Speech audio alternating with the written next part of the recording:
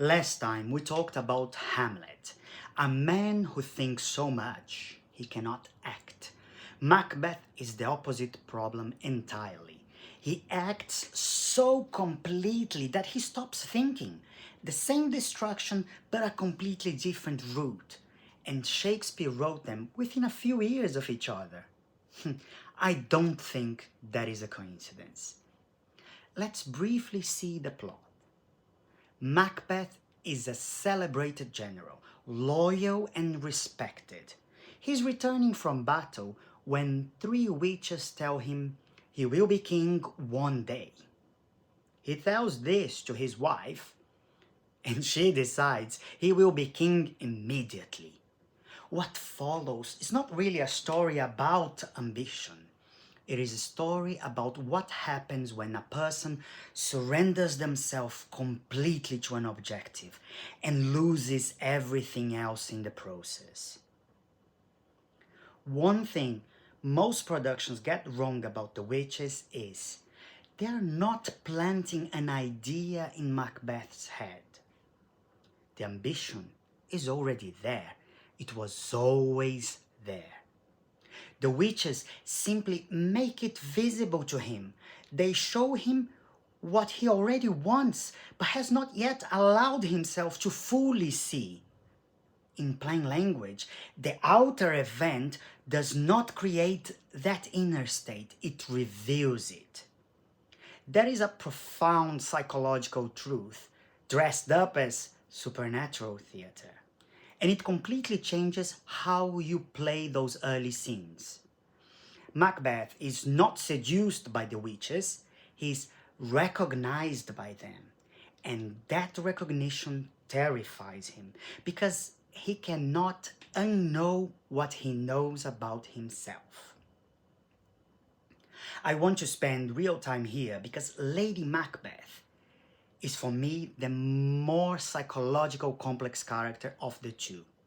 Macbeth's journey is almost linear. He loses himself to the objective progressively. We watch it happen in one direction. Lady Macbeth does the opposite journey, and it's far more devastating. She begins by suppressing everything. She literally asks the spirits to unsex her, to remove her natural impulses, to make her capable of what she knows Macbeth is not capable to do alone. She locks everything down completely, every feeling, every doubt, every human hesitation, all in service of one single objective, his greatness. And here's the thing most production misses entirely. Her objective is not power for herself, it is for Macbeth. She sacrifices her own humanity for someone else's ambition, and he barely notices. It works until it doesn't. That sleepwalking scene is everything she suppressed, finally breaking open. When conscious control is gone, the locked away impulses come flooding out. Damn spot. It's not guilt in the simple sense. It is a psyche that held too much for too long. In plain language, she was so controlled for so long, then when she lost control, she lost everything. That is the tragedy underneath the tragedy.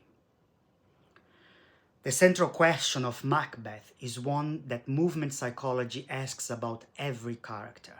What happens when the objective becomes so consuming it swallows the person pursuing it?